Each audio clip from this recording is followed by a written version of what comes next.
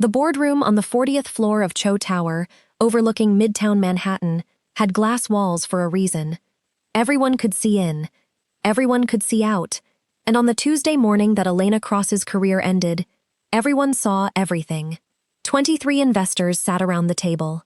Cameras from 2 financial news networks were live in the corner, and Elena stood at the front with a laser pointer in her trembling hand, mid-sentence, mid-slide, mid-life, when Daniel Cho stood up and said the 4 words that would follow her forever. "You're fired, now." The room went silent, the way a room only goes silent when something has actually broken. Elena blinked at him. "Daniel, Mr. Cho, I don't—" "Security." His voice didn't rise. It didn't need to. "Escort Ms. Cross out of the building." She looked around the table for someone, anyone, to object. Nobody moved. The chief financial officer studied his tablet like it had suddenly become fascinating. The board chair cleared his throat and looked away. Even Priya, her closest friend in the department, stared down at her folded hands. "You are compromising this company," Daniel said, each word flat and final, like a verdict already written before she walked in. "Your reports are unreliable. Your judgment is unreliable. I will not have unreliable people near my numbers 3 days before a shareholder vote." 3 days before the vote. She would remember that detail later. She wouldn't understand it until it was almost too late. 2 security guards approached. One reached for her elbow the way you'd guide a stumbling child. "Don't touch her." The second sentence Daniel said that morning cut through the room even sharper than the first. He hadn't raised his voice. He didn't need to. Every person at that table turned to look at him, because a man who had just fired a woman in front of 23 investors and 2 news cameras had no business sounding protective 30 seconds later. The guard froze, hand still hovering an inch from her arm. "Nobody touches her," Daniel repeated, slower now, looking directly at Elena for the first time since he'd stood up. His jaw was tight. Something moved behind his eyes that didn't match anything he'd just said. She walks out on her own. Nobody stops her. Nobody follows her. Nobody so much as looks at her the wrong way. "Are we clear?" The guard nodded, confused, and stepped back. Elena didn't wait to be told twice. She gathered the folder of documents she'd been presenting, the same documents she would later understand that had made her dangerous enough to fire in the first place, and walked out of the glass room with her spine straight and her hands shaking so badly she nearly dropped her badge at security. Nobody touched her, but somebody was watching. She felt it the entire elevator ride down. 40 floors of silence, her own reflection staring back at her from brushed steel. And underneath the humiliation, underneath the disbelief, one thought kept surfacing like a splinter she couldn't stop pressing. He hadn't looked angry when he fired her. He'd looked scared. The lobby was worse than the boardroom. News had already traveled the way it does, in a building full of people with nothing to do but watch each other. A junior analyst she'd trained 6 months ago wouldn't meet her eyes. The receptionist who'd brought her coffee every morning for 2 years suddenly found something urgent to type.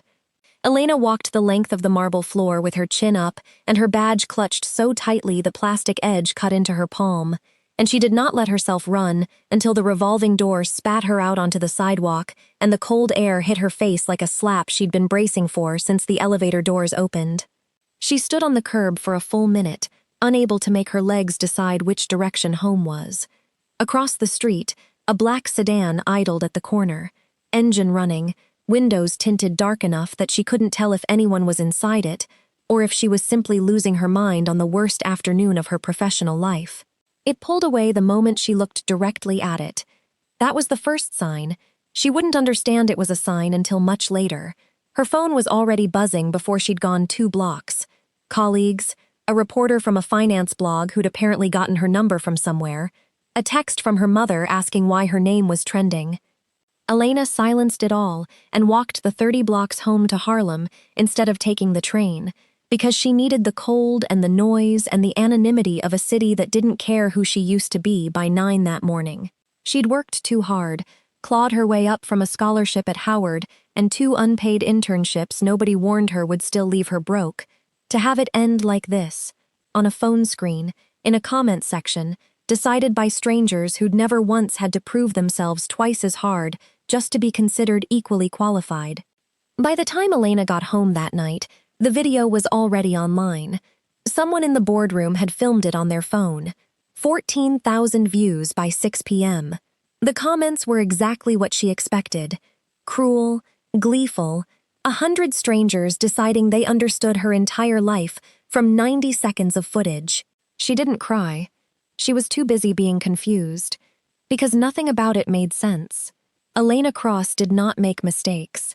She had built the financial modeling division at Cho Tower from a 2-person team into the most trusted unit in the company. Daniel Cho had personally promoted her 8 months ago. He had sat across from her in 100 late-night strategy meetings, had once told her, half joking, half not, that she was the only person in the building whose numbers he didn't double-check. So why would he stand up in front of investors and call her unreliable? She was still turning it over in her head, sitting on her kitchen floor with a glass of wine she hadn't touched, when she noticed her apartment door. It was unlocked. She always locked it. Always. Twice, out of habit, ever since a break-in on her old block 3 years ago had left her sleeping with a baseball bat by the bed for a month. Elena stood very still in her own hallway, keys still in her hand, heart suddenly a fist against her ribs. Nothing looked touched. The television was still there. Her laptop sat closed on the coffee table exactly where she'd left it that morning. But her filing cabinet, the old metal one in the corner she used for paper copies of anything too sensitive to keep digital, stood open, empty. Every physical document she had related to the Halbrook account. Gone. Her phone buzzed on the counter. Unknown number. Don't go to the police. Don't post about tonight. Stay somewhere else for a few days. You're safer being fired than you would have been staying. She read it 4 times. Her thumb hovered over the reply button, and then a second message arrived before she could type anything. I'm sorry it had to look like that. It was the only way to get you out before they came for the files. I couldn't warn you first. If they'd suspected you knew, they'd have moved on you instead of the cabinet. Who is this? She typed back, fingers cold. No answer. Just 3 gray dots that appeared, then vanished, then appeared again, like someone typing and deleting the same sentence 6 times before finally giving up and going silent. Elena sat on the edge of her bathtub for a long time that night, with the door locked, then relocked, then checked a 3rd time, replaying the boardroom in her head. Your reports are unreliable. But her reports had been the opposite of unreliable. 3 weeks ago, she'd found a discrepancy buried in the Halbrook acquisition file, $11 million moved through 4 shell accounts and back into the company's books, so cleanly that anyone not looking for it would never see the seam. She'd flagged it. She'd sent the file up the chain exactly the way she was supposed to. She'd sent it to Daniel. 2 days later, he fired her in front of the entire board. Something cold slid down her spine. It wasn't betrayal she was feeling anymore. It was the sharper, stranger sensation of realizing she might be standing in the blast radius of something enormous, and the man who'd humiliated her that morning might be the only reason she was still standing at all. She didn't sleep. Around 1 in the morning, she heard footsteps in the hallway outside her apartment. Slow, deliberate, pausing directly outside her door for long enough that she pressed her back against the wall and stopped breathing entirely. A shadow moved under the gap at the bottom of the door. Then it moved on. She heard the stairwell door creak open 2 floors down and click shut, and she sat there on her bedroom floor with her phone clutched in both hands and her thumb hovering over the emergency call button until the sun came up, too rattled to dial, too certain that whoever had just left wasn't finished. At 6 a.m., a courier arrived with an envelope addressed only to E. Cross. No return label. Inside was a single burner phone, charged, 1 contact saved under the letter D. She stared at it for 20 minutes before she finally understood that somebody had decided, without asking her, that her old phone could no longer be trusted, and that whoever had decided that had access to her building, her name, and apparently her exact address before she'd even left the office the day before. She thought about calling her sister. She thought about calling the police, and then she thought about the message that told her not to, and she thought about $11 million moving through 4 shell accounts, and for the first time in her life, Elena Cross, who had never once in 27 years felt genuinely afraid for her own safety, understood that she was no longer the only person in this story, deciding what happened to her next. She went to him at midnight. It was reckless. It was probably exactly what the message had told her not to do, but Elena Cross had never been good at sitting still while her life burned down around her, and Daniel Cho's penthouse was the only address in the city she was certain wouldn't have eyes on it, because nobody would expect the man who'd just fired her to let her anywhere near his front door.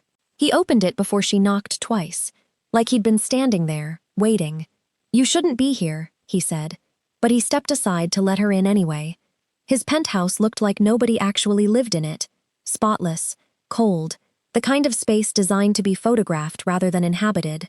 Except for one wall in the study, visible through an open door, covered floor to ceiling in printed spreadsheets, red string, sticky notes and handwriting too frantic to be anyone's but his own. "You sent that text," Elena said. It wasn't a question. Daniel didn't deny it. He walked to the study, and after a moment, she followed, and what she saw stopped her cold. Her own report was pinned at the center of the wall, circled twice in red. Around it, dozens of other documents fanned outward: wire transfers, shell company filings, board meeting minutes with certain lines highlighted, all converging on one name she recognized from every industry article of the last 2 years. Richard Halbrook, the activist investor whose fund had been quietly buying up Cho Group stock for 18 months, publicly positioning himself as a concerned shareholder pushing for accountability and reform. "He's not trying to reform this company," Daniel said quietly. "He's trying to gut it and sell the pieces.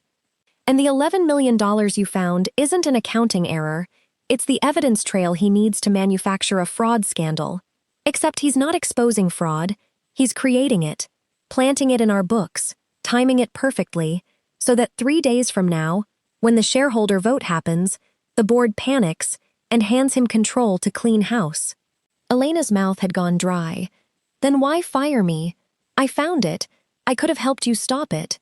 Because the moment you sent me that file, you became a name in his way." Daniel's voice cracked on the word name, just slightly, just enough that she heard something underneath the controlled corporate calm he usually wore like armor. "Halbrook doesn't just win boardrooms, Elena. 2 years ago, a forensic auditor at one of his other targets found something similar. She had a car accident 4 days later. Non-fatal. Convenient. Her replacement signed off on everything Halbrook needed within a month." The room felt very small suddenly. "If you'd stayed inside this company for even one more day with that file in your hands," Daniel went on, "you'd have been the most dangerous loose thread in his entire plan. Firing you publicly, brutally, in front of cameras, it told him you were discredited, disgraced. Not worth the risk of silencing, because who would believe a fired, humiliated analyst if she went to the press with a conspiracy theory?" He exhaled, and for the first time all night, he looked exhausted rather than composed. "I made you invisible to protect you. I just didn't expect it to feel like this." "Like what?" "Like I destroyed the one person in this building I actually trusted." He looked at her then, really looked, and something old and unspoken passed between them, something that had been building quietly across 8 months of late nights, and shared coffee, and the particular ease of 2 people who worked well together, and never said out loud what that ease might mean. "My grandfather used to tell me that a family only gets one name, and once it's spent, you don't get a second one to spend. He built this company out of a storefront in Koreatown with nothing but that name and a lot of stubbornness. I've spent my whole life terrified of being the generation that loses what he built. I've spent 3 weeks trying to find a way to stop Halbrook without anyone getting hurt. I couldn't find one, so I chose the version where you got hurt the least." Elena sat down slowly across from the wall of red string, staring at her own name in his handwriting, circled and underlined 3 times, like he'd needed to remind himself she mattered. "The burner phone," she said. "That was you too. I couldn't risk your line being monitored. I should have explained instead of just leaving it with a courier at 6 in the morning like some kind of—" He rubbed a hand over his face, and for the first time, the exhaustion under his composure was visible. 3 weeks of sleepless nights finally showing through the cracks. I've made a lot of decisions this month I'm not proud of. Most of them were about you, and none of them included asking what you wanted. You could have just told me you found something in my report, Elena said. 8 months, Daniel. We've worked side by side for 8 months. You could have trusted me to help carry this, instead of trying to carry it alone and just managing me out of the blast radius like I was a liability instead of a person. I know. His voice was quiet. You want to know the truth? It wasn't only about protecting the investigation. When I read your name on that transaction trail, connected to a man who'd already put one auditor in a hospital, I stopped thinking like a CEO for about 4 seconds and started thinking like someone who couldn't stand the idea of you getting hurt. That's not a strategic decision. That's just fear. I told myself the plan justified it. Maybe it did, but I'd be lying if I said the plan was the whole reason. The study was quiet enough that she could hear the city humming faintly through the glass, 40 floors below them, indifferent to everything unraveling in this one room. Elena looked at the wall again, her name at the center of it, circled 3 times, and then back at him, and something in her chest that had been braced tight since the boardroom finally, cautiously, began to loosen. Then don't do it again, she said. Don't decide for me. Whatever happens next, I'm not a liability you manage. I'm the person who found this in the first place. Understood. A faint, tired smile. Partner then, not liability. Partner, she agreed, and reached for the nearest folder, because there wasn't time to sit with the way that word had just changed the temperature of the room. Not yet. Later, maybe. If there was a later. Then let's find the version, she said, where he doesn't win at all. They had 72 hours. The plan Daniel had assembled alone, over 3 sleepless weeks, was half a plan at best. Suspicions without proof, a shape without a spine. What Elena brought to the study that night was the other half. The eye of someone who had built the financial modeling division from nothing and knew exactly how numbers could be made to lie, and therefore knew exactly how to make them tell the truth again. The shell accounts route through 4 jurisdictions, she said at 2 in the morning, sleeves pushed up, hair falling out of its clip, 3 empty coffee cups beside her on his desk. But they all touch one clearing bank in the 4th transfer. If Halbrook's team was careless even once, there'll be a timestamp that doesn't match the story. By 4 a.m., she'd found it. A transaction logged 11 minutes before the meeting where the discrepancy was supposedly first noticed internally, which meant the money hadn't been moved in response to a problem. It had been moved to create one. It wasn't enough on its own. But it was a thread, and threads, pulled hard enough, unraveled things. The second day was worse. Someone tried to access Elena's building's security footage from the night of the break-in and got denied, which meant someone knew there was footage worth erasing, which meant someone was still watching her, fired or not. Daniel doubled the private security outside her sister's apartment, where Elena had quietly relocated, without telling Elena he'd done it, until she noticed a car she didn't recognize parked outside for 6 hours straight and nearly called the police before he explained. They worked in shifts that barely deserved the name.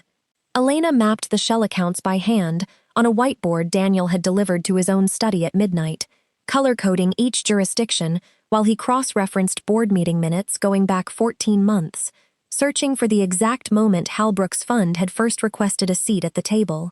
They found it eventually, a routine-looking filing, 11 months old, requesting observer status on the audit committee.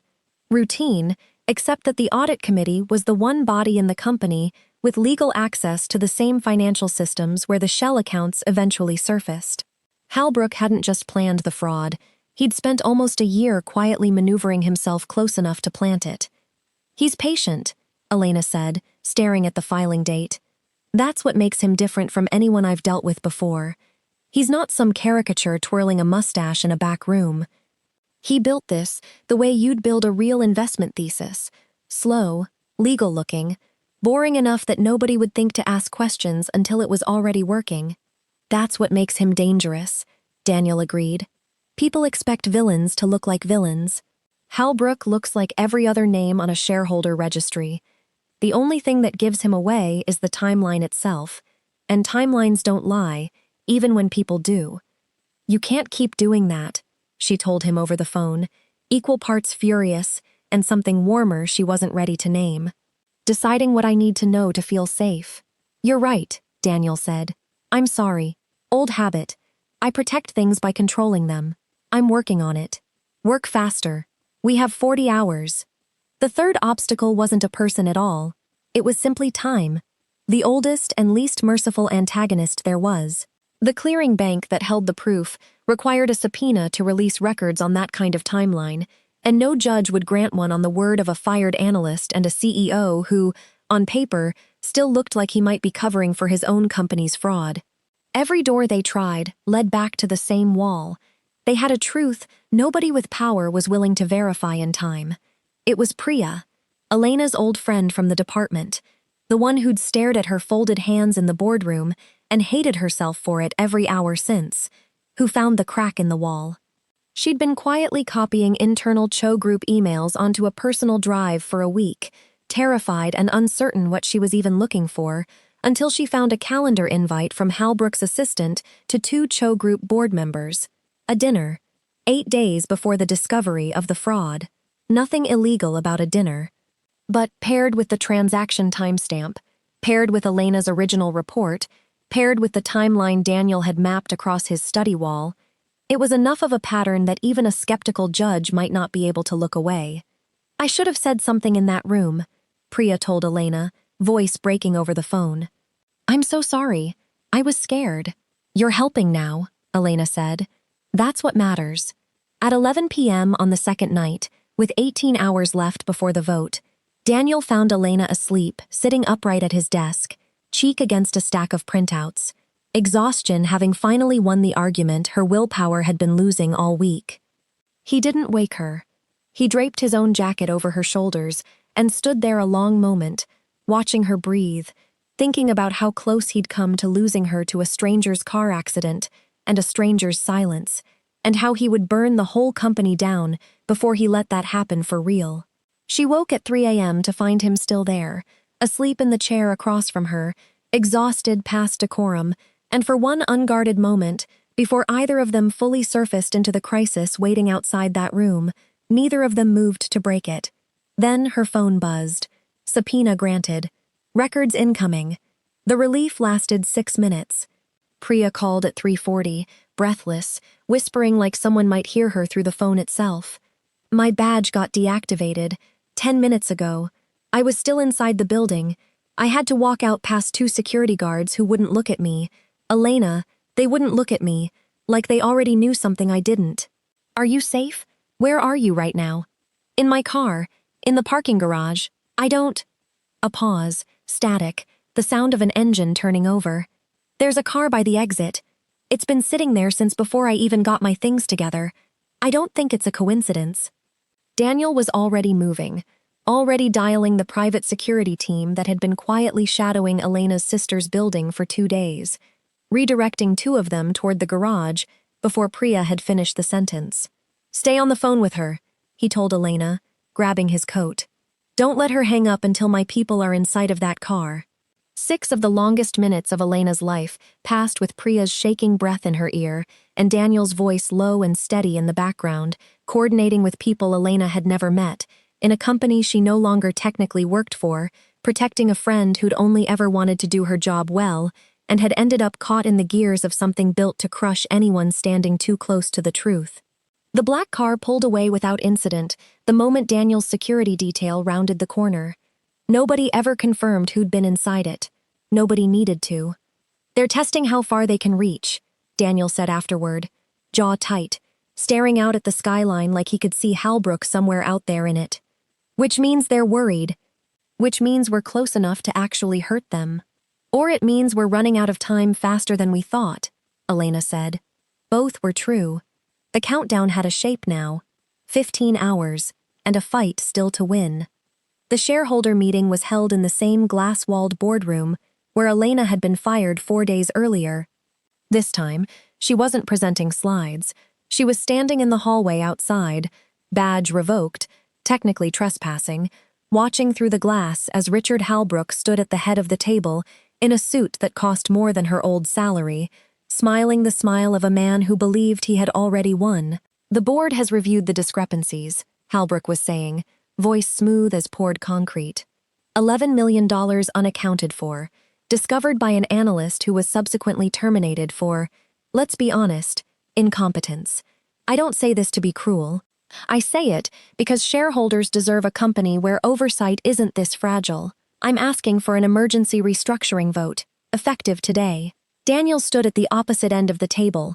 He hadn't looked toward the hallway once, hadn't let his eyes betray that he knew exactly who was standing there. "Before this board votes to hand control of a company my grandfather built from a single import office in Koreatown 50 years ago to a man who's owned stock in it for 18 months, he said, "I'd like the record to reflect something." He nodded once. It was barely a movement. It was everything. Elena walked in. The room reacted the way rooms do when the impossible happens in real time. A ripple of confusion, a security guard half rising from his seat near the door, before catching Daniel's warning glance and sitting back down. Halbrook's smile didn't falter. Not yet, but something behind his eyes recalibrated fast, the look of a man doing math he didn't like the answer to. "This is the terminated employee," he said smoothly. "I'm not sure what relevance."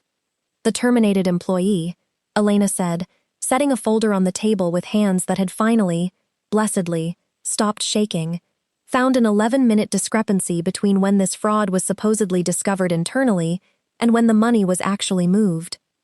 "Moved into the accounts, Mr. Halbrook, not out of them. Somebody planted the money you're currently asking this board to panic about." She laid out the transaction records, the subpoenaed bank data, the calendar invite Priya had found, projected now onto the same screen Elena had been fired in front of 4 days before, showing a private dinner between Halbrook's assistant and 2 of Cho Group's own board members, 8 days before the discovery. "I was fired," Elena said, and her voice didn't shake. "Not once, because Mr. Cho needed everyone in this industry to believe I was discredited before I became a target for something worse than unemployment. He was right to be afraid. 2 years ago, a forensic auditor at another one of Mr. Halbrook's targets had a car accident 4 days after finding something very similar to what I found. I'd like this board to ask themselves why that detail isn't a coincidence." The room had gone silent the way it had gone silent 4 days ago, except this time, the silence belonged to Halbrook, whose smooth concrete voice had nothing left to pour into it. "This is a fabrication," he said. "A story. You expect this board to believe. I expect this board to believe subpoenaed bank records," Elena said. "The story was yours, Mr. Halbrook. We just finished reading it back to you." Halbrook wasn't finished. He straightened his jacket, and when he spoke again, the concrete smoothness had cracked into something harder underneath. "Even if every word of this is true," he said, addressing the board now, sidestepping Elena entirely like she'd become something he refused to acknowledge directly. "You're being asked to believe that the CEO of this company staged his own analyst's public humiliation as some kind of elaborate protective maneuver. Does that sound like sound leadership to any of you? Or does it sound like a man improvising cover for his own company's fraud, using a fired employee as a convenient witness?" A murmur moved through the table. It was a good line. It was meant to be. Elena felt the room's certainty wobble for the first time since she'd walked in, and she understood, in that moment, that the numbers alone weren't going to be enough to finish this. "You want to know if it was sound leadership?" Elena said, before Daniel could answer for himself. "I was the one standing in that room 4 days ago. I was the one who didn't understand why the person I trusted most in this building had just called me unreliable in front of cameras. I hated him for about 6 hours, Mr. Halbrook. I want the board to sit with that, because it means the strategy worked exactly as intended. It convinced me, and I had every reason in the world to see through it." She let that land, then turned to the table directly. "The only reason I'm standing here, instead of sitting at home nursing that humiliation, is that the evidence caught up to the story before you could finish writing it. That's not cover. That's a timeline you didn't control as well as you thought you did." Halbrook's mouth thinned into a line. For a man who'd walked in 20 minutes ago radiating total certainty, something in his posture had begun, almost imperceptibly, to fold. The vote, when it finally happened 40 minutes later, wasn't close. 2 board members resigned before the session ended, their private dinner invitation, now a matter of formal record. Halbrook's fund's emergency motion failed by a margin so wide it barely needed counting. By the time security actually did escort someone out of that glass room, it wasn't Elena. She stood at the window afterward, watching the black car pull away from the building, feeling something loosen in her chest that had been clenched tight for 4 days straight. "You could have told me the whole plan," she said, when Daniel came to stand beside her. "Before any of this, you could have trusted me from the start." "I know." He didn't look away this time. "I was so afraid of what I'd lose that I almost lost it trying to protect it. I won't make that mistake again." The company offered Elena her position back within the week. Better title, better office, a public statement correcting the record, since the footage from the original firing was still circulating, and somebody, somewhere, deserved to see the ending. She turned the offer down. "I don't want to walk back into the same room and pretend it didn't happen," she told Daniel, standing in his study for what felt like the 100th time that week. Except this time, the wall of red string and printed spreadsheets was gone, replaced by nothing but blank drywall and morning light. "I want to build something that isn't built on somebody else's emergency." So they built one. A small independent advisory firm, 3 months later, with Elena's name on the door. Not his, though his trust and his introductions got it off the ground quietly, the way he did most things now, without needing credit for it. Priya left Cho Group within the month to join her. Badge deactivation forgiven, but never quite forgotten. Daniel stayed at the company his family had built, but the company itself was different now. An internal review board Elena had helped design herself, external audits nobody could quietly redirect, and a boardroom with glass walls that, for once, had nothing left to hide behind them. The video of her firing still existed somewhere online, replayed occasionally whenever a slow news day needed a corporate scandal to chew on. She'd stopped flinching at it. A financial journalist reached out for an exclusive interview 2 weeks after the vote, and Elena agreed to exactly one, on the condition that the story wasn't framed as a rescue. She told them the truth instead, that she'd found the fraud herself, that she'd fought for the evidence herself, that being protected hadn't meant being sidelined, and that the difference between the two had taken her the longest 4 days of her life to understand. The article ran under a headline she actually liked, for once. The analyst who wasn't fired, she was deployed, and she printed a copy and pinned it, half as a joke, to the blank drywall where Daniel's red string used to hang. He came by her new office most evenings, not because he had to, because somewhere across 4 impossible days, the ease between them that used to live inside boardrooms and late-night strategy sessions had turned into something neither of them was in a hurry to name out loud, and both of them were, for the first time in either of their guarded lives, in absolutely no rush to rush it. "You never actually apologized," Elena said one evening, feet up on her new desk, watching him lean in her doorway with 2 coffees he'd brought without being asked. "For the way you fired me, just the fact that you had to."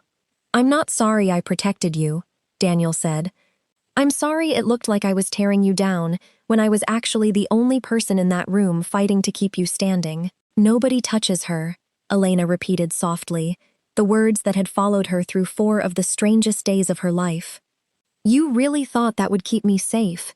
It kept you alive long enough to save the company yourself," he said. "I'd say it worked." She smiled. The first easy, unguarded smile either of them had allowed in weeks, and didn't argue with that. He set the coffee down on her desk and didn't leave right away, the way he usually did when he had somewhere else to be. He just stood there, watching her go back to the report in front of her, and after a moment he said, quieter than before, "For what it's worth, I don't regret a single decision I made that week. Except one." "Which one?" "Not telling you, that first night, that I was already half in love with you before any of this started. I told myself the timing was wrong.